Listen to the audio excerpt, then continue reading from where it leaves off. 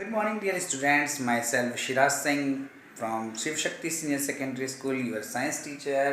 प्रिय विद्यार्थियों, आज हम कोशिका के दूसरे भाग केंद्रक और कोशिका झिल्ली के बारे में विस्तृत रूप से कक्षा 9th के पाठ्यक्रम की शुरुआत करेंगे।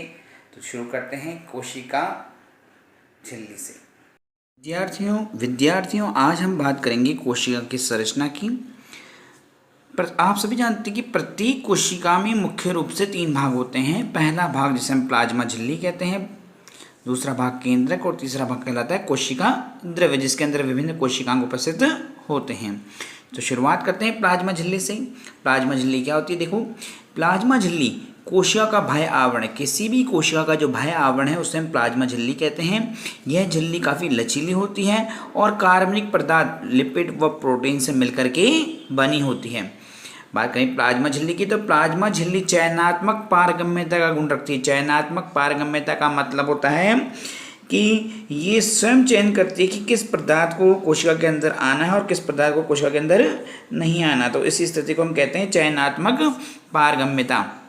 बात करें इसी झिल्ली द्वारा कार्बन डाइऑक्साइड और ऑक्सीजन विसरण विधि द्वारा कोशिका झिल्ली के आर पार जा सकते हैं। कौन सी विधि द्वारा?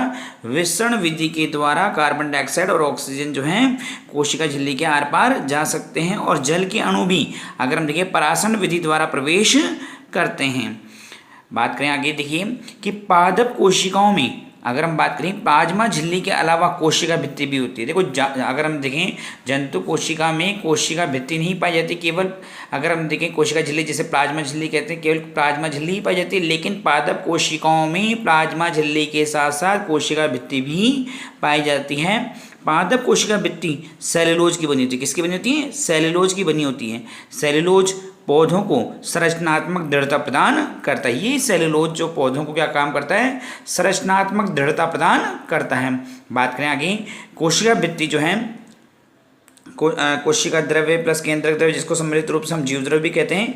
ये कोशिका भित्ति जीव द्रव्य के चारों ओर रक्षात्मक आवरण के रूप में कार्य करती है। कोशिका भित्ति प्राथमिक, द्वितीयक, तृतीयक भित्ति द्वारा निर्मित होती है, जिनमें अलग अलग पदार्थों का जमाव होता है, जैसे कि सुबेरिन का जमाव, लिग्निन का जमाव, क्यूटिन का जमाव, पैक्टिन का जमाव, सेलुलोज का जमाव। या अलग अलग प्रकार की कोशिकाओं के अंदर अलग अलग प्रकार के पदार्थों का जमाव पाया जाता है। बात करते हैं कोशिका भित्ति के कार्य की। तो कोशिका को यांत्रिक सहारा प्रदान करना, कोशिका को आकार व सुरक्षा प्रदान करना। तीसरा पॉइंट कि पदार्थों का परिवहन व संचरण करना और एंजाइम की क्रियाओं के लिए स्थल प्रदान करना। ये समस्त कार्य कोशिका भित्ति के होते हैं। अब हम बात करते हैं केंद्रक की।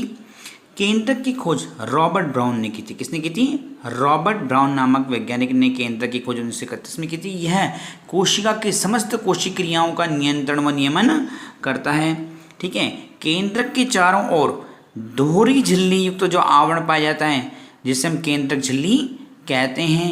इस झिल्ली में 40 से 100 नैनोमीटर व्यास के अनेक छिद्र पाए जाते हैं। इस झिल्ली पे जो अनेक छिद्र पाए जाते हैं, जिन्हें हम एफन कण भी कहते हैं या एक्सिसोम भी इनको कहा जाता है। केंद्रक के अंदर भरा हुआ आधात्री मतलब आधारीय पदार्थ जो होता है उसे हम केंद्रक द्रव्य कहते हैं। केंद्रक के अंदर पाए जाने वाला द्रव्य क्या कहलाता है? केंद्रक द्रव्य। इस द्रव्य में क्रोमेटिन जाल, केंद्रिका, प्रोटीन, फॉस्फेट, न्यूक्लिक अम्ल, ये समस्त कण विद्यमान रहते हैं। बात करें देखो केंद्रक की संरचना की, तो ये केंद्रक की संरचना है। इस केंद्रक की संरचना में अगर हम देखें तो ये अंतःप्रद्रवी जालिकाएं हैं। इनके बाद ये जो डॉट दिखाई दे रही है राइबोसोम लगे हुए हैं। ठीक है।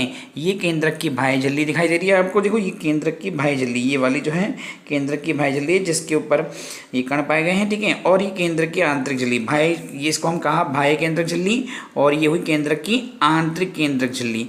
केंद्रक के अंदर पाए जाने वाला ये समस्त द्रव्य क्या कहलाया? आधारी पदार्थ केंद्रक द्रव्य कहलाया। और ये जो आपको रेड कलर का दिखाई दे रहा है चारों तरफ, तो नहीं डाला मैंने, इतना सा बना रखा है जो ये चारों तरफ जो पाया जाता है, और 2 झिल्लियों के बीच बाह्य झिल्ली और आंतरिक झिल्ली के मध्य वाला जो भाग है, इसको हम कहते हैं परिकेंद्रकीय अवकाश। ये यहाँ पे देखो जगह जगह पर केंद्रक के अंदर पाई जाती है क्रोमेटिन जालक। ठीक है। जिसमें अगर हम बात करें न्यूक्लिक अम्ल पाए जाते हैं, और ये केंद्रक छिद्र हैं। ठीक है। जगह जगह पर केंद्रक के अंदर केंद्रक छिद्र भी पाए जाते हैं। और ये सबसे महत्वपूर्ण अंग केंद्रक के अंदर केंद्रिका, ठीक है, जिसमें प्रोटीन का संश्लेषण भी होता है। ठीक है। ये पाई जाती है। तो ये था केंद्रक की संरचना। अब हम बात करते हैं केंद्रक के कार्यों की। तो केंद्रक का प्रमुख कार्य कोशिका का नियंत्रण करना है। इसके अलावा ये समस्त उपापचय क्रियाओं का भी नियंत्रण करता है और आनुवांशिक पदार्थ डीएनए इसी केंद्रक के अंदर पाया जाता है जो वंशागति के लिए आवश्यक होता है। तो आज हमने पढ़ा केंद्रक और कोशिका भित्ति, कोशिका झिल्ली के बारे में। अब इन टॉपिक से संबंधित अभ्यास प्रश्नों को आप अपनी उत्तर पुस्तिका में करेंगे। धन्यवाद।